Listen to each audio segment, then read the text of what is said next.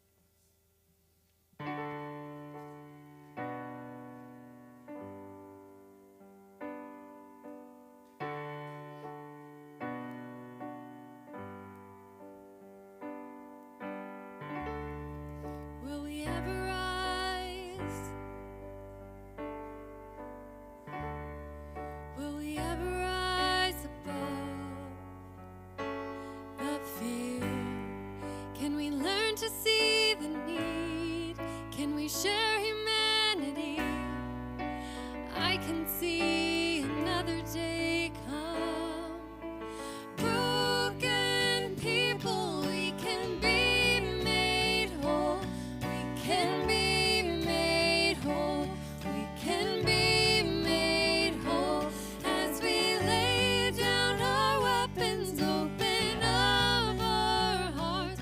Love is breaking us, love remaking us.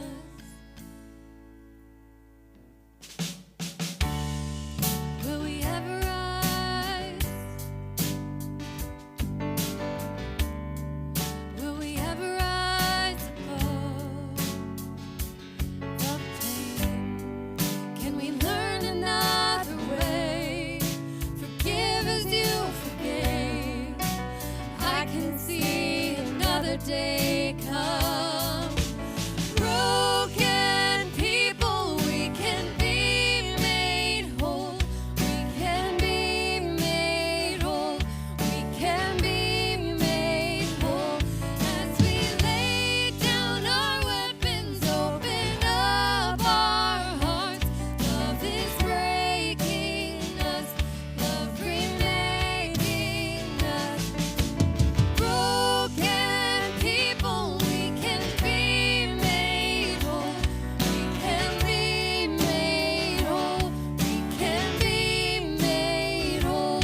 As we lay down our weapons, open up our hearts. Love is breaking us, love remaking us. Come heal now. Take away short-sightedness, so we can see what we were meant to see.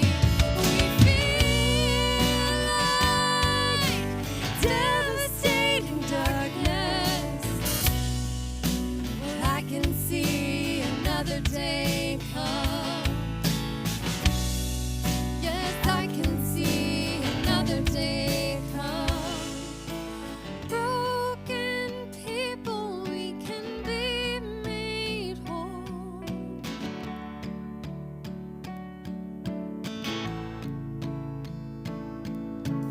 Broken people, we can be made whole.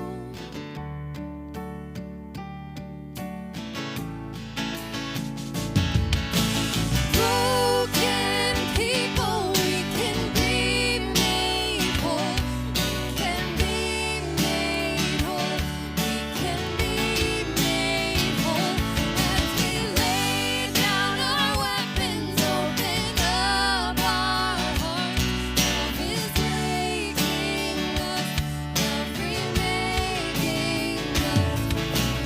Broken people, we can be made whole.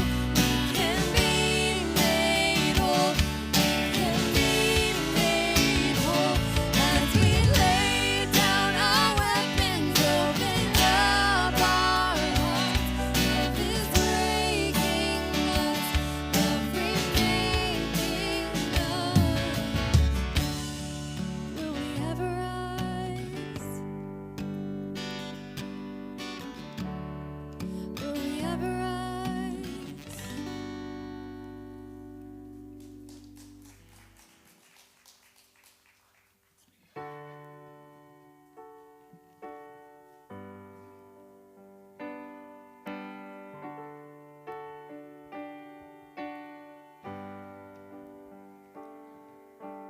Blessed are the ones who do not bury all the broken pieces of their heart. Blessed are the tears of all the weary, pouring like a sky of falling stars.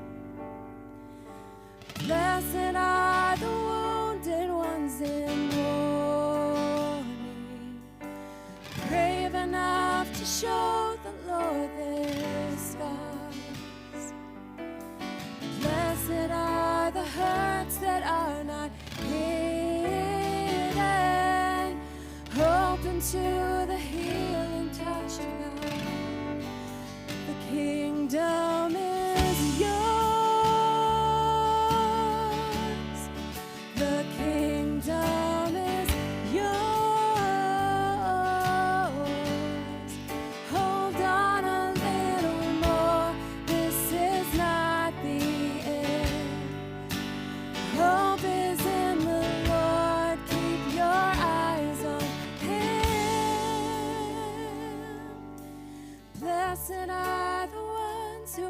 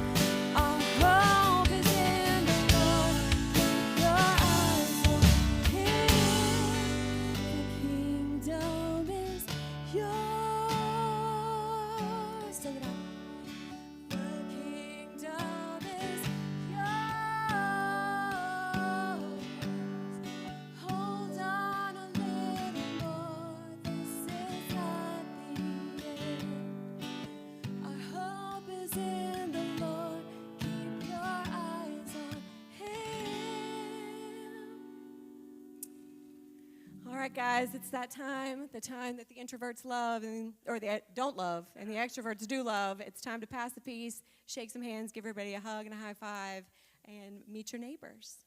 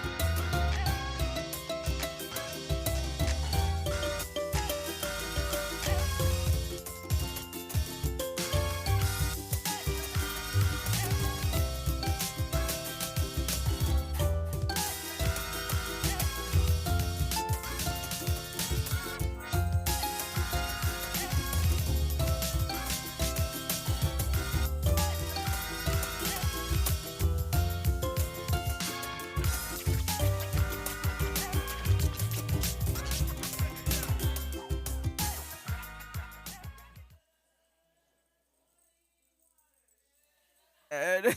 Hello, hello, hello. Well, good morning, Watershed. How are you guys doing? Well, my name is Dominique. I am one of the welcome pastors here at Watershed. Thank you. Great job, Betsy. Woo, woo. What y'all just did with passing the peace is you just practice an important element of building kinship. So to the extroverts and the introverts, congratulations. Y'all just practice building kinship with one another by simply saying hello. So if you are new here, welcome. I am so happy that you're joining with us. If you are joining us online, we're so glad that you are here. We are continuing our series called Thy Kingdom Come. We started our series last week. Cedric kicked us off, and today you get to hear from not one, but two of our pastors, Matt and David. But we've got some announcements to share with you. So the first one is, again, if you're new, welcome. We're so glad that you're here. We're so imperfect. Don't you love us? But when you scan that QR code, it's going to take you to our digital connection card. We love to know who you are. How did you find out about us? And what are you interested in? How do you want to be connected? We will reach out to you to answer any of your questions. And even if you have not been here, like if you've been here for a month, this is still an invitation for you. We want to know a little bit more about who you are so we can get you connected. And so we thank you in advance for doing that if you do that today, or if you do that tomorrow, or next week, or the week after. We just want to get to hear from you. Next up is our Before Sundays. That is kicking off on June 7th. So that is a community group where they get together and they read books and they talk about the books that they read. And so they're going to be reading Hellbent. It is the New York bestseller by our dear friend Brian Recker. And so if you've been wanting to read this book and you're like, I just want to have community to talk it through, to process, to learn from different people, this is going to be the group for you. They meet 2 hours before we start. And so if you're interested, feel free to scan that QR code and register. Again, that kickoff date is June 7th. Word on the street is if we get a whole bunch of people, that beautiful person named Brian Recker may come, may not, who knows? You gotta find out when you register.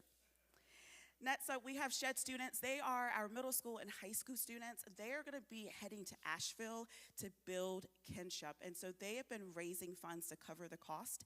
Last week, they did a bake sale, and y'all showed up for them. You contributed, you supported.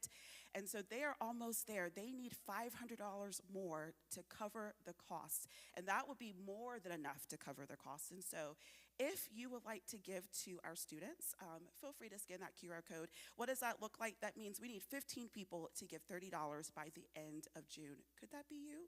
Could that? Question mark, question mark. But whatever you give, we appreciate it. And again, this is going to cover more than enough of what they're going to be doing there in Asheville.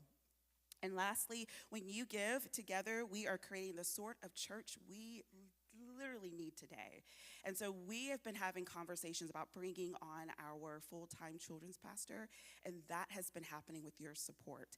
But we still have some more to raise. We've got $2,100 more. And so what does that look like for you is you can become a recurring giver. When you scan that QR code, it's going to take you to a giving page. We are asking that you let us know specifically if you are recurring or if you're giving to a specific fund. It's going to help us have conversations as we get ready to plan for the month, plan for the year.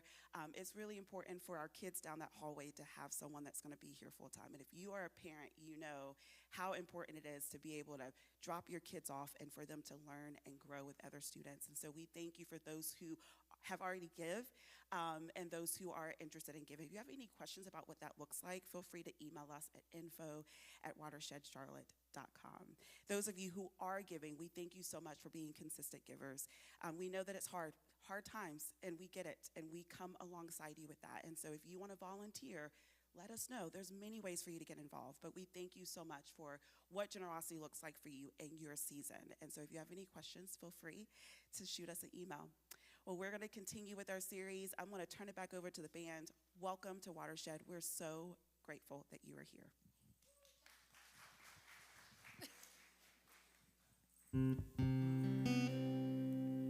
Hello.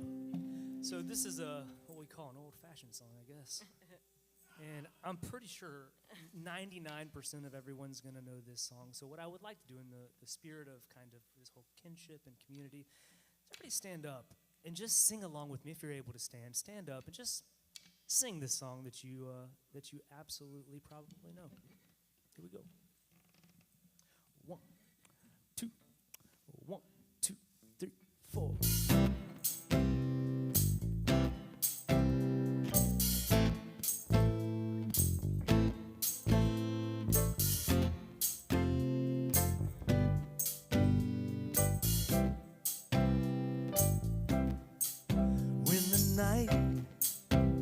Has come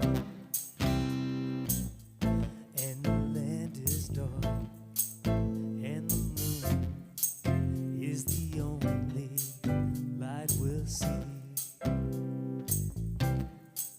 No, I won't be afraid. No, I won't be afraid. Just as long as you stand by me. So darling, darling, stand by me. Oh, stand by me. Oh, stand now. Stand by me. Stand by me. If the sky that we look upon should tumble and fall, or the mountains should crumble to the sea, I won't cry, no, I won't shed a tear, just as long as you'll stand by me. So darling, darling, stand by me. Oh, Stand by me. oh, stand now. Stand by me. Stand by me.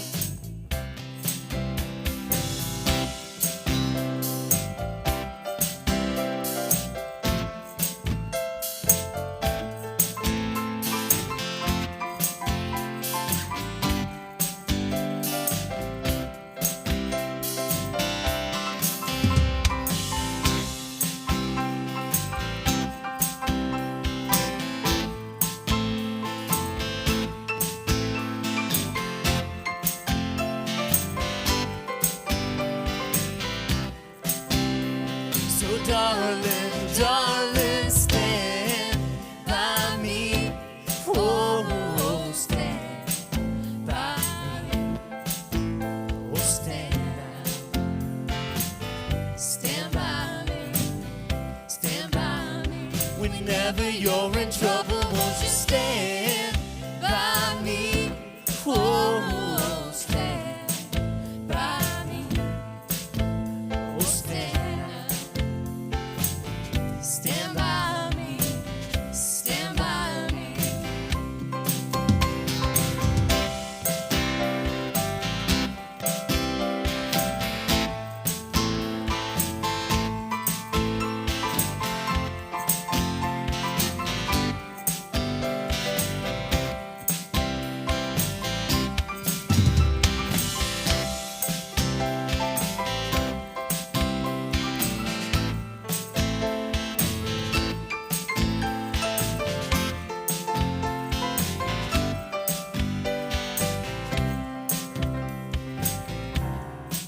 I'm gonna sing this song one more time, one more chorus.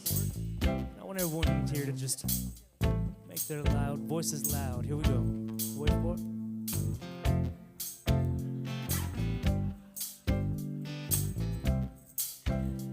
So darling, darling, stand by me.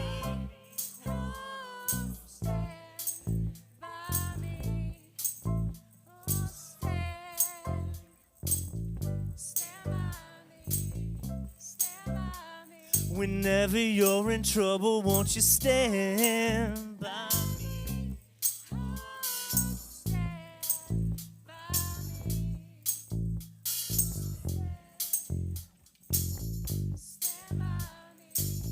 Stand by me.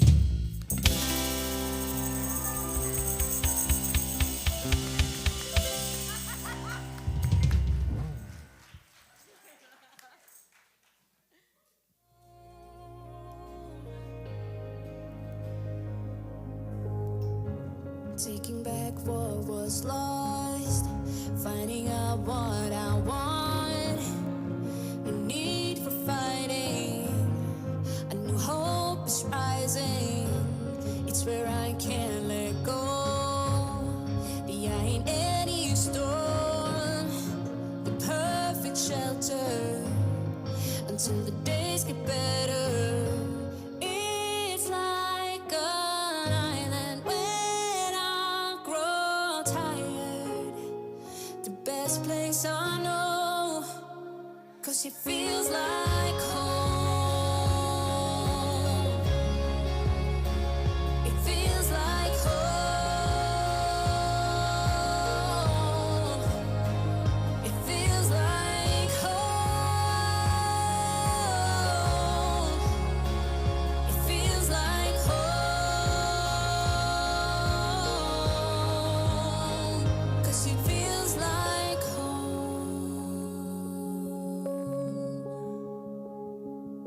It feels like, yeah, it feels like home.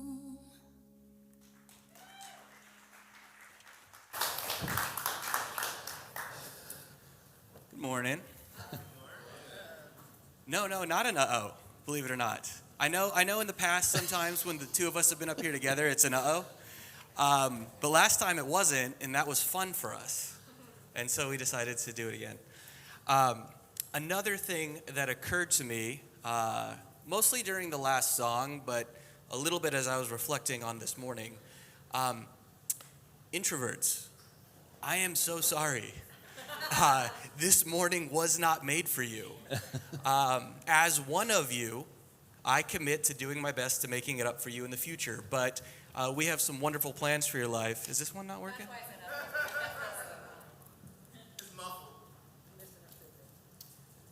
I love that other microphone. I love that microphone so much. We've been through a lot together. I'm lamenting that might have been our last moment. Alas, we must move forward. Kind of threw me off. Introverts, yeah, we'll make it up to you in the future, but the wonderful plans that we have for your life will not come into fruition today. There is more discomfort for you to experience ahead. So yeah, what are we doing this morning, Matt? Well, first of all, I wasn't here last weekend, and I was, fascinated by watching the facial expressions of folks during our bumper. And I'm just curious, by show of hands, how many of you experienced at least a slight lump in the throat at some point? Oh, okay, good. Excellent.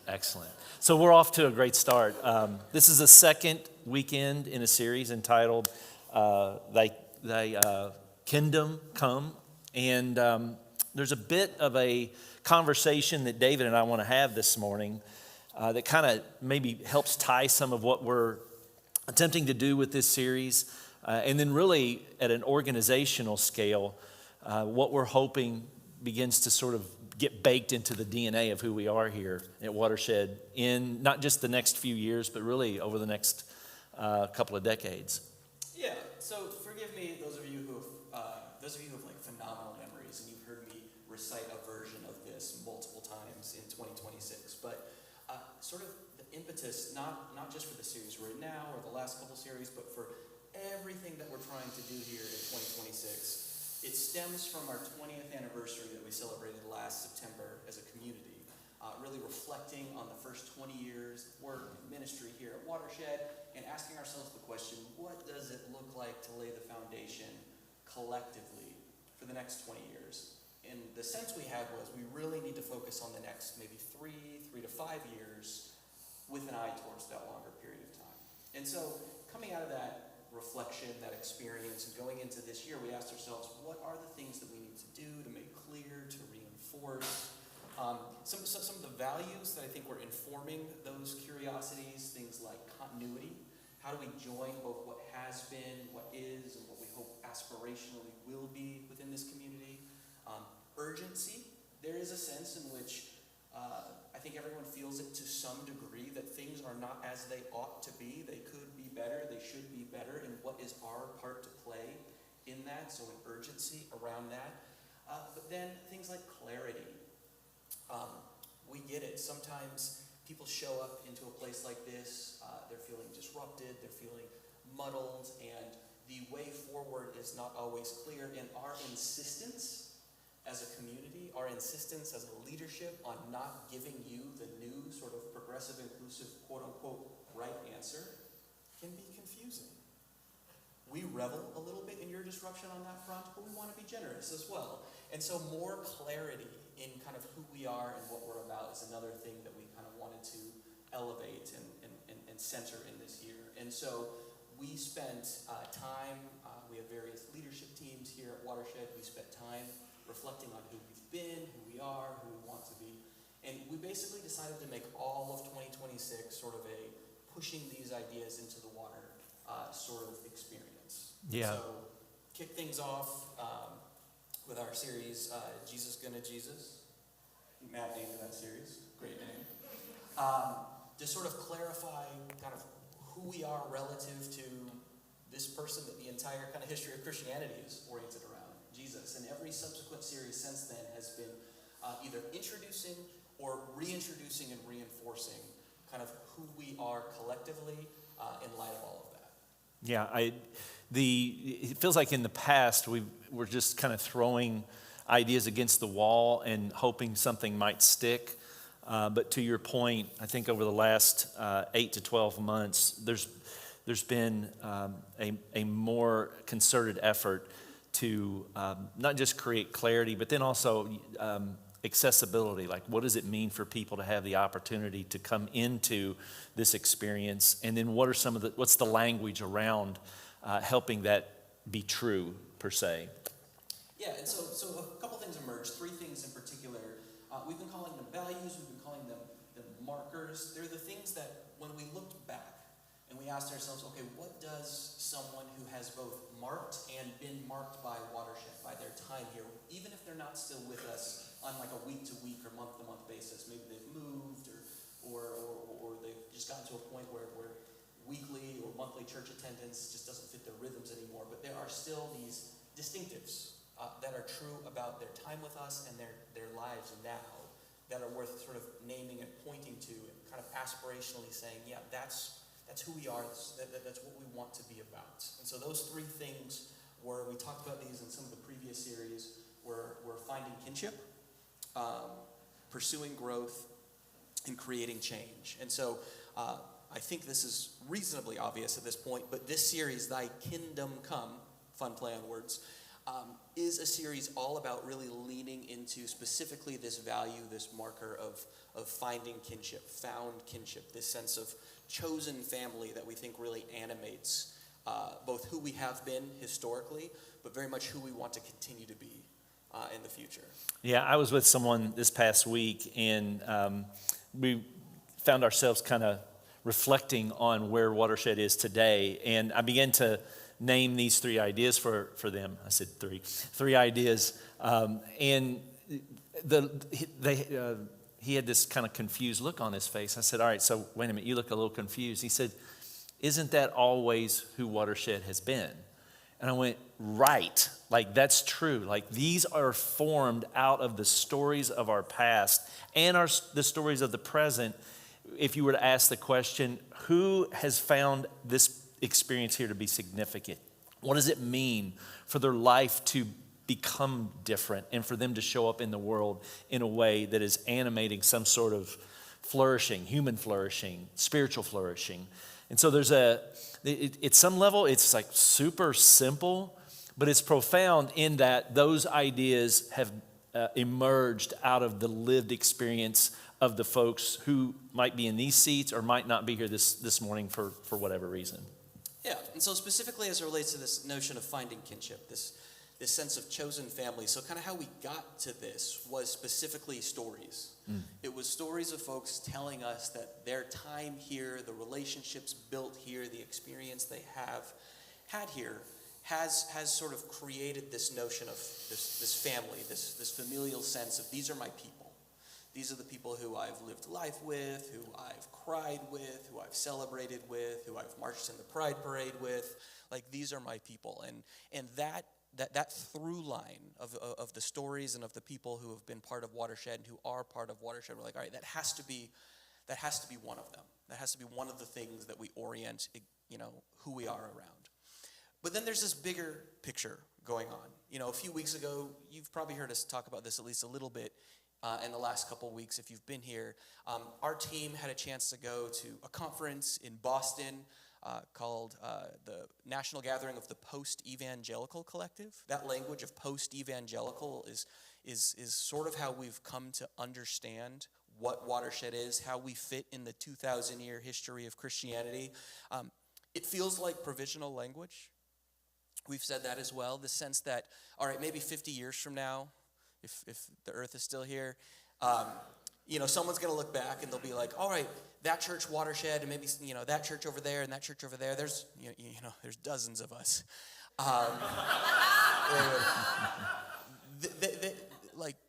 There might be another term for it. Right now, post-evangelical, sort of naming, okay, it's after that. It's we're in this liminal space laying the foundation. That's not just happening at Watershed. That's happening on at least a national, if not global level. And so one of the things that was talked about at this conference was how important this notion of kinship is going to be, how important relationships are going to be. This is going to be the bedrock of whatever happens spiritually, politically, and socially, kind of coming out of this bigger thing, bigger than us, that we're a part of. I'll keep going. And so I love it. Amen. Keep going. And so within that, here's extroverts. Here's your 30-second warning. Or not extroverts. You're gonna be excited. Introverts. Here's your 30-second warning. Within the context of that conference, one of the kind of wise, sage-like figures within this movement, a friend of mine named Doug Hammock, he was sort of helping MC this experience, and he introduced almost like an icebreaker type prompt to use when meeting someone new or going a little deeper with someone you already know. It's an acronym because, former Baptists love acronyms. And three-point sermons. And three-point sermons, yeah. Yeah. And so I'm gonna introduce you to that this morning, and then you're gonna have the opportunity, again, introverts, I'm sorry, you're gonna have the opportunity of experiencing and experimenting with it. So go ahead and put that up on the screen. Please. It says form, F-O-R-M. We're really good at church. There we go. We're really good at church. Okay, so it's an acronym, FORM, formation. There's a word that maybe you heard a lot growing up in church, if you grew up in church, that we don't use here often, but we still think the spirit of the word is important, and that word is discipleship. You're not going to hear us say that often. But this idea of formation, this idea of growth, this idea of there is more to us collectively than apart. There is more to us personally than maybe when we got here, is something that we still think is important. It's captured a little bit in that pursuing growth idea that we'll talk about in the coming months, but the kinship piece of it is huge as well. As far as this goes, here's what I want you to do. We're going to give you just a few minutes, and the logic of this is linear in the sense that oftentimes when you're when you're meeting someone new or when you don't have a lot of time to engage, it's going to stay pretty surface level. You might talk about family, you might talk about occupation, you might talk about recreation or weather, but one of those three things. And eventually, given enough time, you will eventually, hopefully, get to meaning. You'll get to meaning. And so we're going to let you model that over the next couple of minutes here. We'll turn on some bubbly music or something like that, or maybe ambient music, I don't know. You'll be surprised. And just want you don't have to get up, you don't have to go around, just stick with the people nearby and talk about whatever comes to mind. Talk about family, talk about occupation, talk about recreation, and then we'll see if you have time to get to meaning. But go ahead and do that for a few minutes. Again, introverts, I'm so sorry.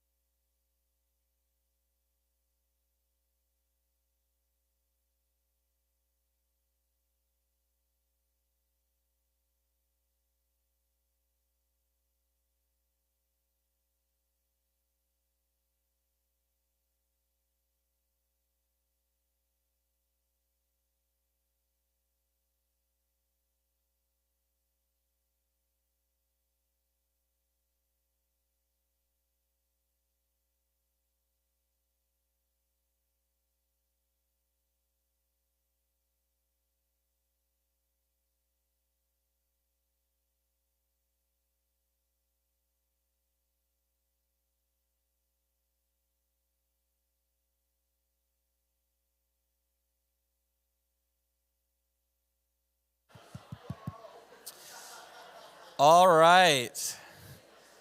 Good thing I have this working microphone.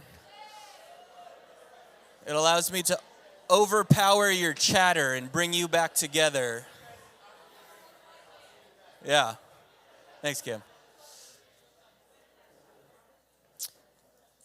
All right, so I have a suspicion, and it's not as strong of a suspicion as I had before you engaged in that exercise, because you seemed really into it. The suspicion was that we were not going to give you enough time to at least across the board get to meaning. But maybe some of you did. Maybe you did get to meaning, and if so, good for you. You are meaningful people. But a little bit what we wanted to illustrate with that is that meaning takes time. It takes time to get through sort of the surface levels of sorting through shared interests and commonalities, sort of feeling out the safety or sort of risk openness of the engagement, of the conversation, of the situation, and getting to the things that, the things that make the matter of your life matter, which we call meaning. And so a little bit, sort of the takeaway of that is to sort of hammer home that we're playing a long game here. There's sort of a both-and-ness.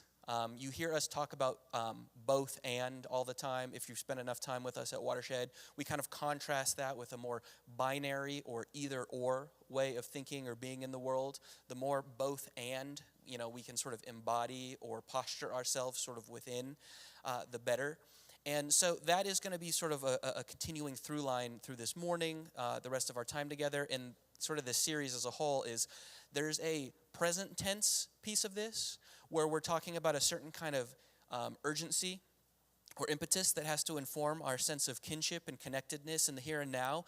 And then there's a long view, long game piece of this where, again, we are laying the foundation for something that not all of us will necessarily even be a part of. One of the big things that we've been trying to sort of name and hammer home this entire year is the almost necessarily, intentionally transient nature of this community, in the sense that many of you will spend time with us, you'll be equipped, you'll be formed, so to speak, and then you'll go out literally or figuratively, and what you sort of do with what you gleaned or gained from your time here is anyone's guess, but we're confident it's going to be meaningful. Yeah, where am I on? I don't know. Yeah, I'm on, aren't I? Yeah, am I on? I turned him on. Test. I don't know what's going on. All right, there we go. Where my head went in all of that. Hi, Dave. Are we good there? Okay. Hold on just a second. There we go.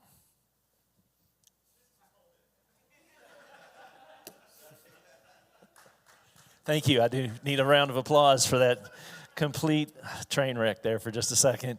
No, where my head went in all of this is, and I experience this pretty regularly in some of the work that happens in Preface.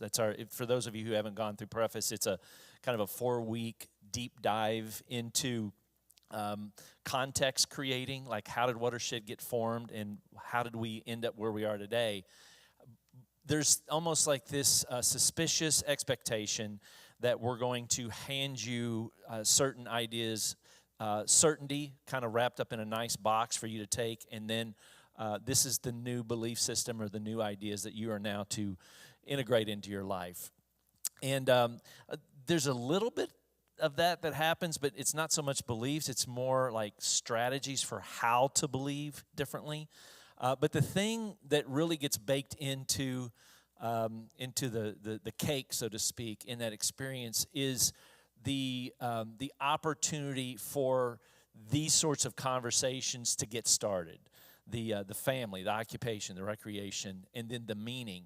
And what's beautiful is that over time, the onion starts to get peeled away, and people start to see and be seen by one another, heard and hear other people, and the thing starts to happen. The kinship starts, or at least the potential for it starts to take place. But it's a different way of trying to be a community where most churches that we grew up in want to hand you the thing and tell you to orient around whatever the belief system is. And here, the starting point is, can we figure out what it means to just get to know each other and then begin to trek together in some sort of chosen friendship family way? Thank you. Yeah. Also, yeah, very exciting. I want you all to just acknowledge the fact that I've had to move on from 2 microphones so far this morning. So, thank you. So, implicit in a little bit of what Matt's talking about is this sort of non-linear, emergent sense of we can't necessarily predict, nor can we control exactly how this is going to play out. The future of Watershed, we're trying to lay the foundation for it, but we're not necessarily charting a course for it, if that makes sense. So we want this to be on sort of a solid, sort of firm, sustainable, sort of platform. But how it evolves and emerges in the next 20 years is impossible to say. I mean, does Watershed look today how you thought it was going to look like when you planted it 20 years ago? No, not even remotely. Watershed would be the church I would swear I would never go to 20 years ago. Yeah. I mean, honestly, like some of the things that Watershed is today, my wife on the drive to Charlotte said, if we ever become that church, I will never attend. And so there's been some massive evolutionary shifts. If you're new, she totally attends. Yeah. Yeah. She sings even. She's not here this morning, but she's here, yeah. But, and you're going to see this modeled, okay? We've alluded to this. We've talked about this. One of the evolutions that Watershed has had over the past 20 years, but really specifically in the last decade or so, has been a move away from this sort of more linear, hierarchical notion of authority and decision-making to, as much as we sustainably can, moving in a more decentralized, sort of collaborative, collective notion of decision-making, of reflection, of belief, of practice. You're going to see that reflected, in fact, in this series. It might be a record. This series might break a Watershed record as far as different communicators on a Sunday morning. If you include both of us as a separate person, which I encourage you to do, in your counting for this series, I think there's going to be 7 or 8 total different speakers reflected in here. So there is that in and of itself is kind of non-linear. All of these speakers, all of these perspectives, they're both aligned and not aligned. There is overlap. You can picture almost like a Venn diagram where there are things that all of us are going to share together, but a little bit we're sort of turning these folks loose into and onto our community in ways that we can't control or predict, and that's exactly the point. It's a feature, not a bug, of what we are trying to develop and cultivate and foster here at Watershed. Well, and I think there's a beauty to this. We were at the conference we were attending a couple of weeks ago. There was a lead pastor there. He's about my age, and he asked me the question, "Well, how often do you speak?" And I said, I mean, like in terms of like a literal sermon or talk or whatever it is that we do here. I said maybe 12, 14 times a year, and that's probably a stretch. And his eyes got huge. He said, I speak 40 times in my church. How did you get to the place where you have multiple communicators?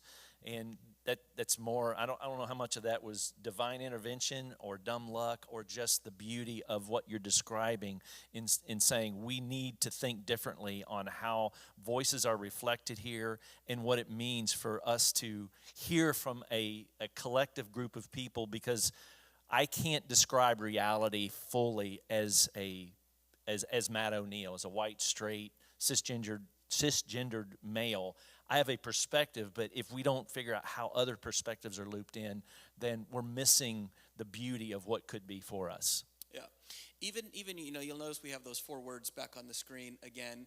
And even, in the sense of the way that we can sort of reflect upon those, the way that we gave them to you before we sort of turned you loose with each other a few moments ago, that's how they were kind of handed to us at the conference, sort of this linear progression of, you'll get into these sort of, increasingly less surface level topics of conversation until meaning finally emerges.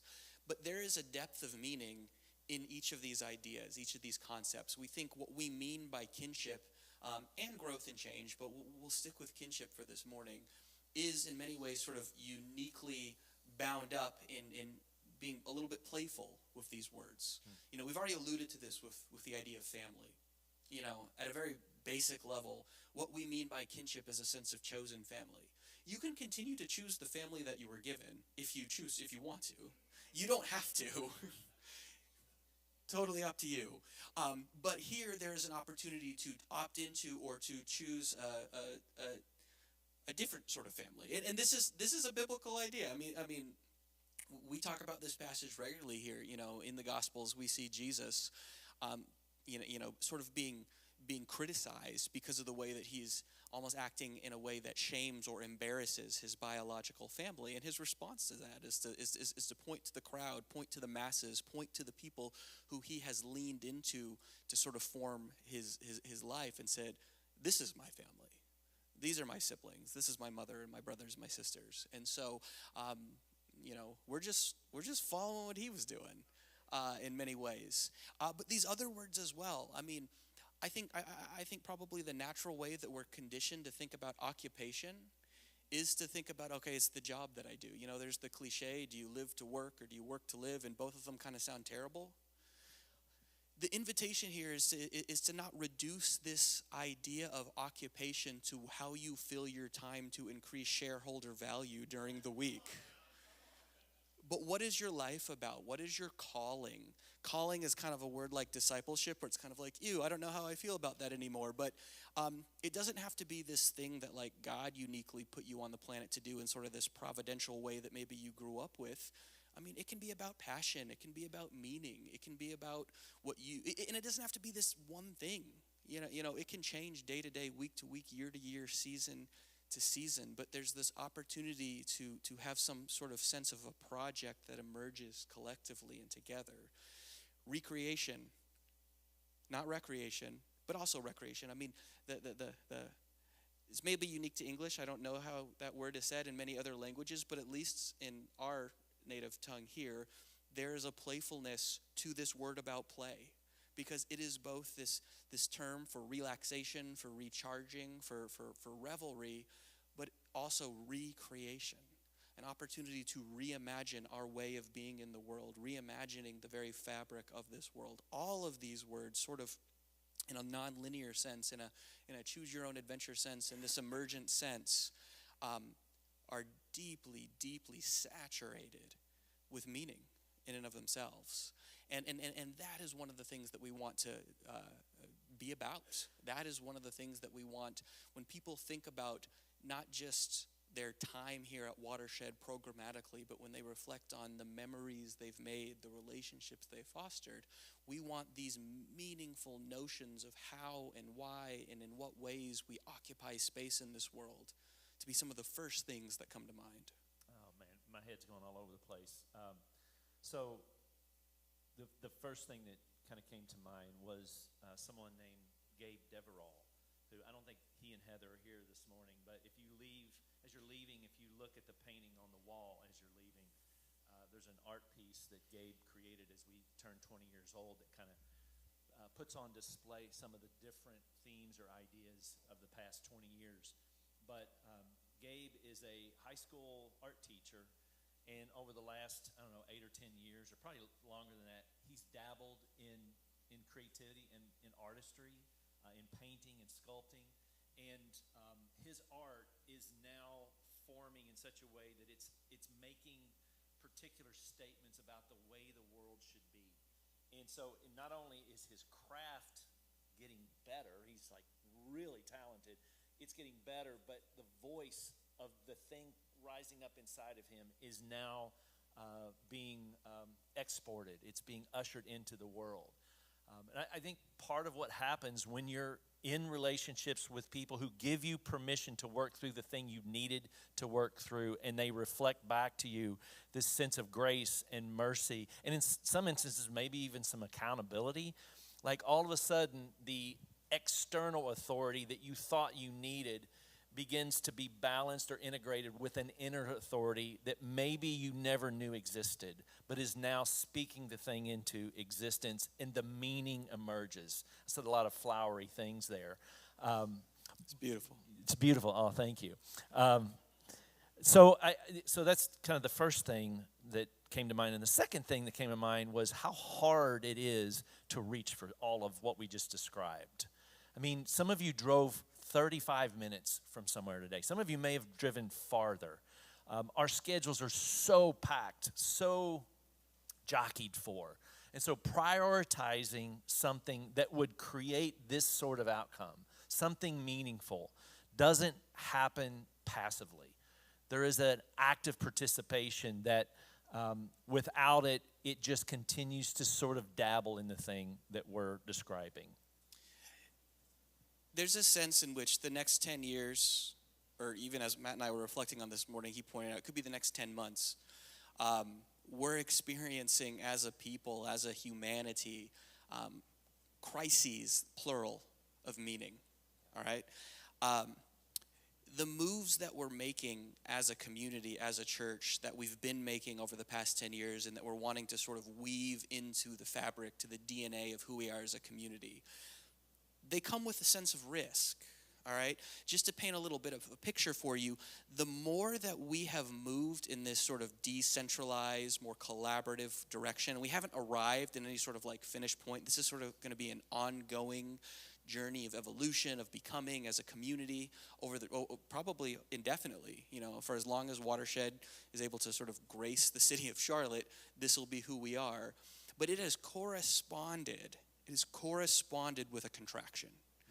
We are not as sizably robust of a community financially, numerically, programmatically as we were maybe pre-pandemic, or as we were even further back when we were a little bit more cookie cutter and traditional in our approach, theologically, structurally, decision-making wise. Now, I want you to hear this absolutely clearly. If this is the hill that we die on, over time, however long that takes, done. Willing to do that. We'll go down as a community having done the right thing in our minds, from a conviction standpoint. But I think the invitation, the question, the curiosity that I have is, what if it's not a hill to die on, but rather, what if this is the hill we get to live on? And actually create a sense of possibility, modeling, imperfectly, as our technology experience this morning has demonstrated, but modeling imperfectly these possibilities of what could be, this tension between what is today and what ought to be going forward in the future, sort of living sort of with like a paradoxical vision where we hold both of them in tension at the same time. That's the invitation. That's what we're inviting folks into. That's kind of what we want you to see, in the sense that these aren't just like little one-off series where we're getting together as a team and saying, what should we talk about next that might be interesting?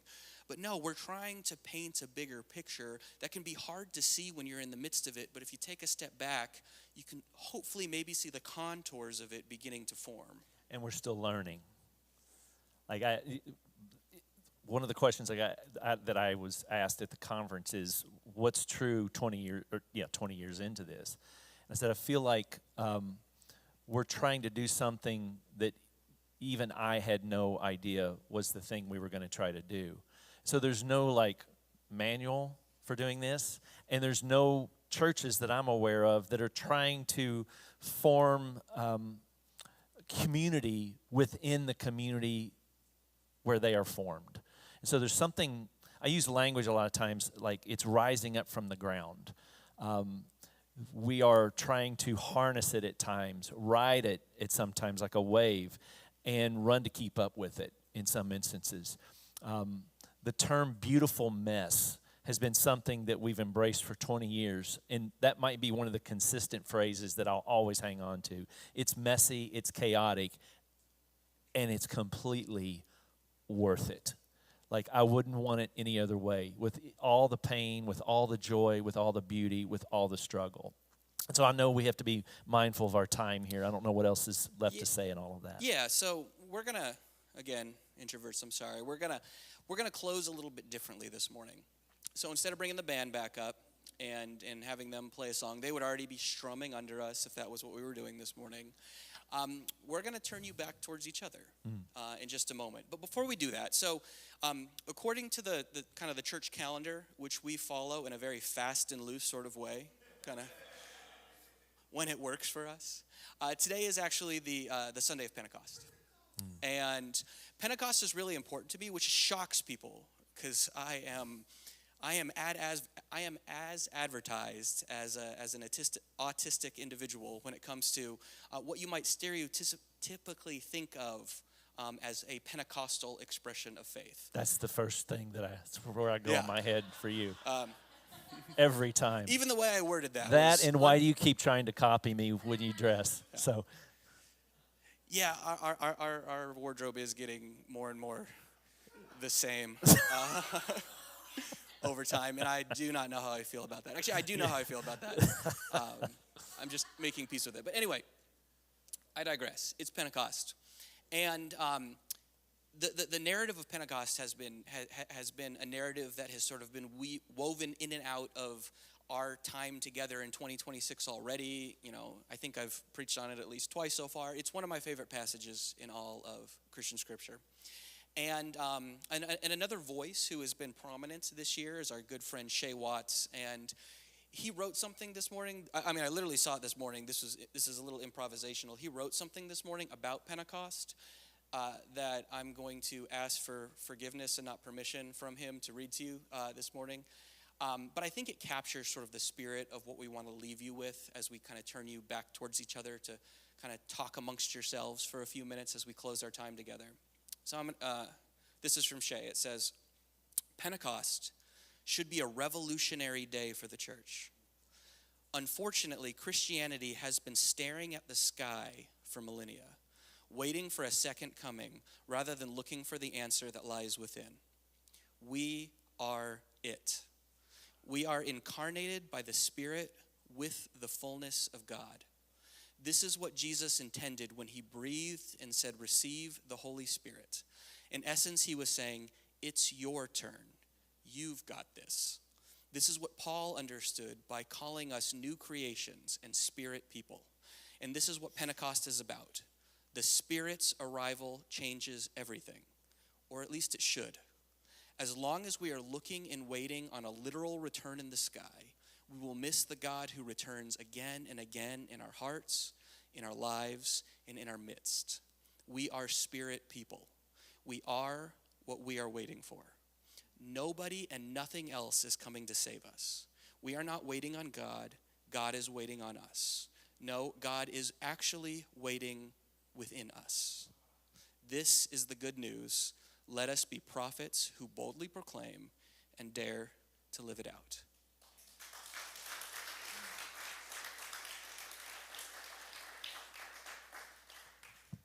And so with that, do likewise. Don't go and do likewise yet. Do likewise amongst yourselves, and then we'll kind of bring it back together and pray us out in a few minutes here. Yeah, I read that this morning too, and I'm so glad you included it, and especially that last part where he changes his posture at the last minute and says within. The God is waiting on us within. It's a little bit of what I was naming in terms of exterior versus interior, in terms of God's presence. All right, here's how we're gonna try something different this morning. And so we're going to give you about 5 minutes, and there should be a couple of prompts that come up on the screen. Jeff, if you're, there you go. So here's what we want you to spend time talking with each other about. What did you hear this morning that felt significant and or helpful, and why? And then what movie or show should I be including next week with the update on the series bumper? So you've got two kind of one conversation that might be a little more, drenched in transparency and authenticity, and the other one that's just completely superficial. And would love to hear you comment on both of those. That's my cell number. I rarely give it out, so if you have an idea, shoot it my way. I also realize I'm leaving myself open for critique in other ways by putting that number up there, which is fine as well. But take the next 5 minutes, spend some time discussing these two questions, and then I'll come back up and I'll close us out. Talk amongst yourselves.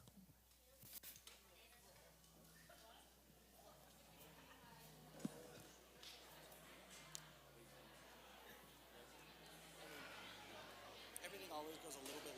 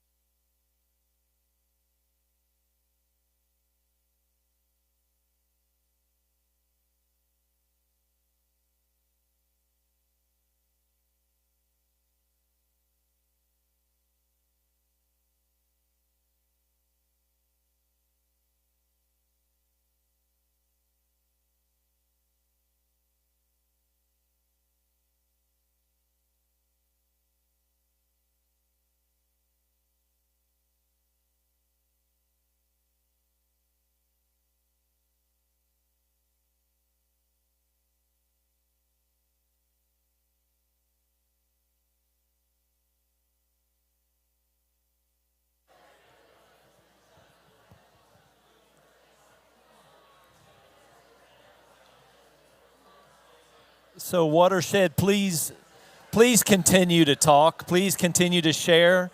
And we're officially going to bring our time to a close, but don't rush off. Please let the conversation flow, and we'll see you next week. Thanks.